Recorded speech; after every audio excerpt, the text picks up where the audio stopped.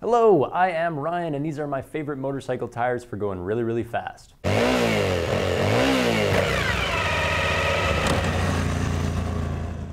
So, first up is the Pirelli Diablo Supercorsa SPV2, and this is, simply put, the fastest tire on my list. So let's start with the name. Pirelli means that it's slightly overpriced in my opinion, and Diablo Supercorsa is Italian for Demon Super Race, which sounds badass but doesn't really mean anything to me at all. After that though, we should pay attention because it starts to get good. See, SP stands for Sport Production, as in this tire is made for speed and speed alone. I mean, they give you a mammoth contact patch, so it's gonna warm up really, really fast, whether you're on public roads, public speeds, or whether you're going full out on the track. I love how the rubber gets hot and squishy on this tire. It's actually turning my hands black. I mean, that's how much carbon is in this guy, so you know that it's gonna be sticky. Even more than the squishiness though, I love that the carcass stays rigid. Pirelli was clever enough to use lyocell plies, and unlike most materials, lyocell stays extremely stiff at high temperatures. So whether you're on lap 1 or you're on the victory lap, the Supercorsas are gonna feel twitchy and agile. The last part of this tire's ridiculously long name is V2, as in version 2. Pirelli changed the tire profile and the tread pattern since version 1, and in my opinion, I think they did it very well. You can see how angular this is, so it's going to be lightning fast on the turn-in, and it's going to give you more surface area when you're cornering as well. I also noticed how sparse the tread pattern is up here, which I really like. So you're going to be on basically slicks if you're just going on the straightaway. Then if we move down across the tire, we see we have some token tread pattern here. That's just going to appease the Department of Transportation and make this guy legal.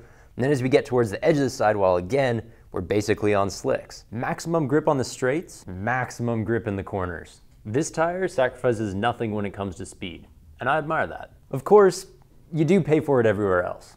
In the rain, you're gonna hydroplane all over the place. And in 2,000 kilometers, or maybe a lot less, you're gonna be replacing this bad boy. And in your bank account, there's gonna be a $300 hole every time you do.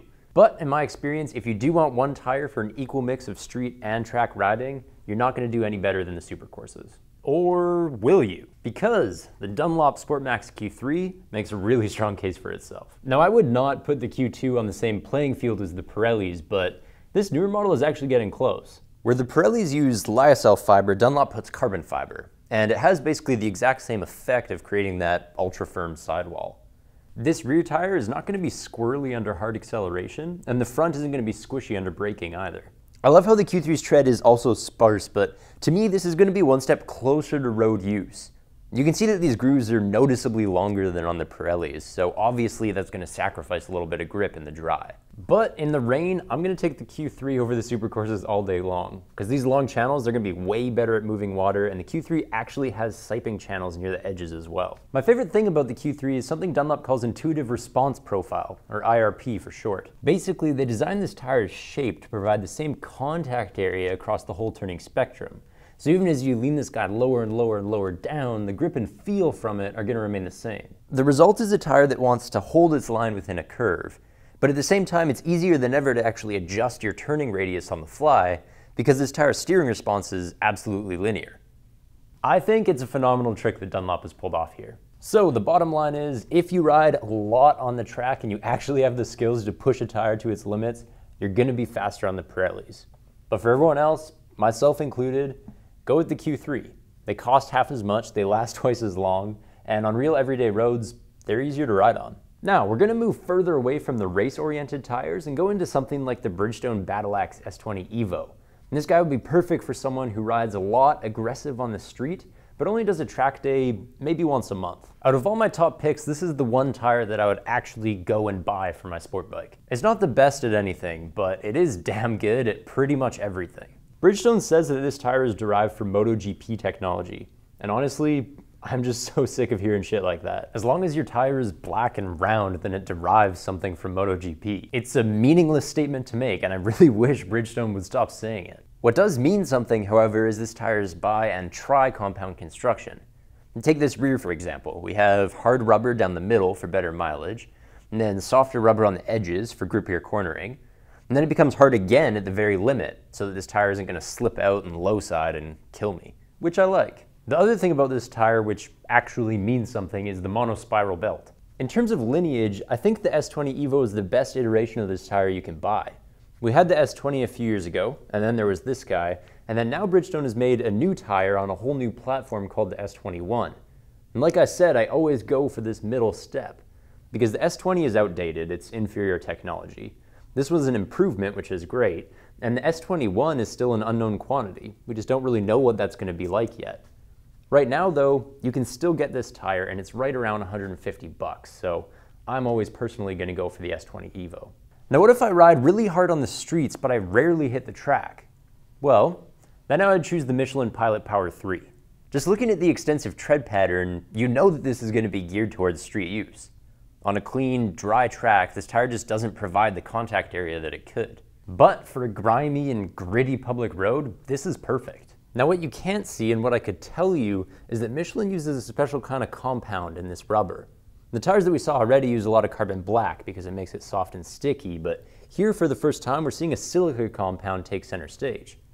So what does that mean? I had no idea, so I looked it up. It turns out that high silica tires aren't going to be as grippy in the dry, but they do have a lower rolling resistance and more grip in the cold temperatures, aka better for mileage, better in the rain. Depending on your bike and riding style, you can get around 10,000 kilometers out of a Pilot Power rear. It's going to be square as a car tire by then, but it is doable. Now we're going to have to address the elephant in the room here, which is track use. I'm not going to beat around the bush about it. On a dry track, you're going to lose seconds off your lap time with this tire. Surface area is low, and with all these grooves, it's really hard to keep this tire warm enough. But the Pilot Power 3 does reign supreme on public roads. This guy is fast in the real world. At 180 bucks, you're getting a lot of mileage for your money. And if you still want to hit the track maybe once or twice a season, especially on a rainy day, this will still be a lot of fun. I kind of have an interesting one to close us off.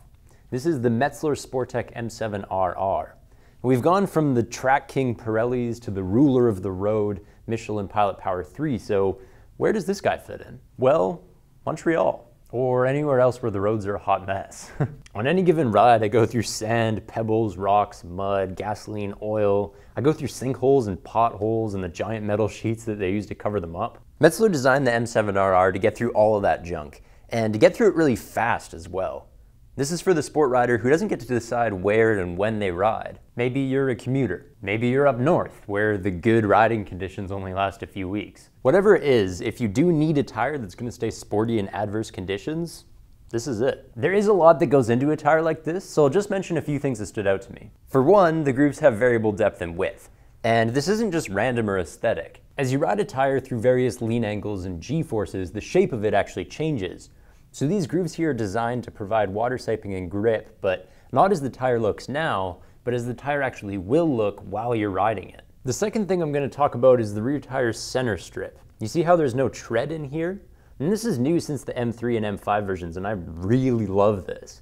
And you can feel every pebble and crinkle in the road through a surface like that. And the dry grip and the mileage is going to be better for it as well. I do have a warning though. You need to run the M7 RR rear with the M7 RR front, because a flat band like this tends to hydroplane. And Metzeler solved the problem by designing the front tire to channel water away from the rear. And it works just fine as long as you use the two tires together. And that is it for my favorite sport tires. As always, the product links are going to be right below this video. You can click them, you can not click them, either way. Just thank you for watching.